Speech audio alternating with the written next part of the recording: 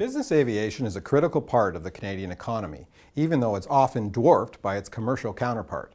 We asked our esteemed panel what needs to be done in the future to raise the profile of this very critical and important Canadian industry. Business aviation is here to stay. It's not going to leave.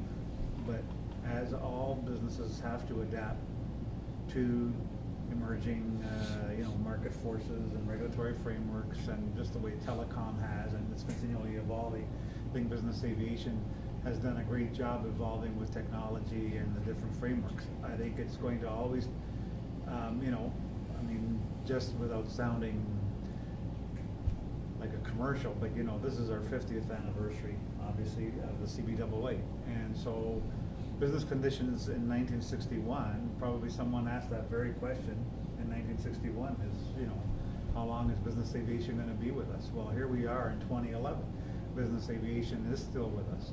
Technology has changed it. Market forces have changed it. New business models have evolved. Fractional ownership, trade patterns have changed. So all those forces will continue to shape how business aviation adapts to that market environment. But business aviation will be here. It's just going to be a continuing evolution and managing the changes of the environment in which it operates. A lot of times Microsoft will not come out on the leading edge on business aviation because they've got a host of other issues in Washington to worry about. They go to Ed Boland for that kind of thing.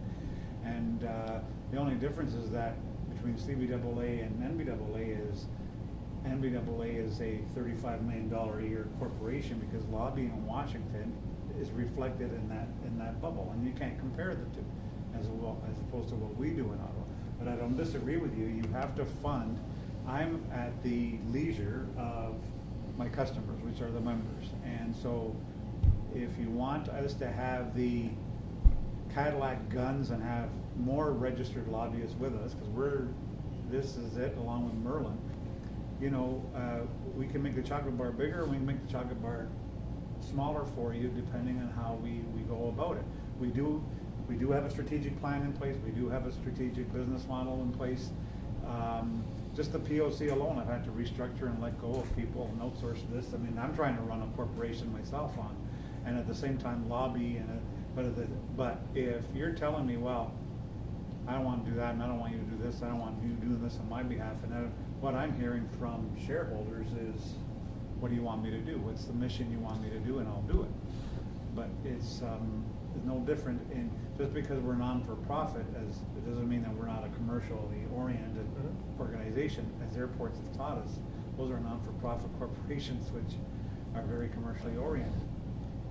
Sam, I think the difference is that these aircraft can now go pretty long distances, and they're just different airplanes. Exactly. Right. And the Sure. options to these owners is now vast. Exactly. To register an aircraft in the Isle of Man, I've recently looked into it, or VP registered, or any of these things is very, very easily, including keeping it in Canada, doing whatever you want, all the rest of stuff. And you don't have to have all this nonsense and increased cost as well. And I'm fearful that the harder we make it for these owners, regardless of how Canadian they are. I've been around aviation for almost 50 years now, and until we can get rid of the fat cat syndrome, BizAv, jet, and big heavy stuff, that's one area of it. But BizAv goes all the way down to the guy that's flying the 182, puts a mechanic and some parts and goes to the job site and fixes the pump that doesn't work. Right. And that stays under the radar, and so does most of our activity at a turbine level. It still stays under the radar, but when it comes out and gets visible, it's a fat cat syndrome. And Jamie had mentioned that, and that's dangerous. That's dangerous. The NBAA recognized it. They went on this big campaign to get rid of that. Yeah. So how do you shake that? I was just we've going to talked say, a little bit about this. Mark raised it before, and a few others around the table have talked about how we need to get out there and get our voice heard and step up. But we need more leadership, and frankly, that's part of why we have this industry roundtable. It's part of the theme of our convention this year. 50-year history, but Yep. it's a critical time, and The- things have to change. The government We do- looks, sorry. We just do need more people in the industry to step up and offer to assist. We've gone through some of this in the past with the critical things that were going on in POC, and we've had varying successes with getting members and people in the industry involved. It's been hit and miss at sometimes, and I think a few people around the table are very familiar with that. But, we talked about, Sam mentioned how, people on the street know everything there is to know about flying on an aircraft because of their commercial aircraft experience, and I'm going on vacation or I'm what have you. Is there a way around this? Is there a communication campaign that we need to look at that starts educating the public on the value of business aviation and what we're up against and the problems? It's intolerable as an industry to have an aircraft manufacturer in this country making $50 million aircrafts that take 6 months to put in service now. It's obscene, absolutely obscene. There's nobody should be standing, and willing to accept that. And I think if you put that on the table out to people, there's going to be some ugliness going on. But does that burn our britches? And do we suddenly have a problem with the political forces? I think we're very close to it by listening to the stories here. We have people taking aircraft and registering them in the Isle of Man. How sick is that? That's ridiculous. And I on the education side, I don't think we do not have a well thought out education system around aviation in this country. If we do not get the story on who we are, what we are, and how important we are as an industry enabler, an economic enabler, and people talking here today about it's a very important tool. Why are we embarrassed about it? We went through this whole thing.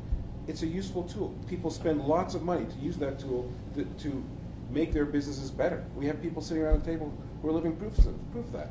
Yes. That will not solve our problem with the government. We run into this problem every single time. POC is a perfect example. We had the same problem with CBSA. Imagine, if you will, there's a company making these large aircraft, and you could not land a Bombardier manufactured aircraft at Pearson Airport until very recently with more than 15 passengers, unless you had it cleared at a different airport. You still can. Well, we just made those changes. We just resolved that issue. But it took us just very recently. So it took us a long, long time. Why should we accept that? It makes absolutely no sense. So how do you make that shift? Do we keep fighting the war with the government and get nowhere? Do we decide to change our communication program? Do we go to a different level? Do we get some powerful business people in a room with Tony Clement and Harper? Like, what's going to make changes here? Because what we're doing right now is not working.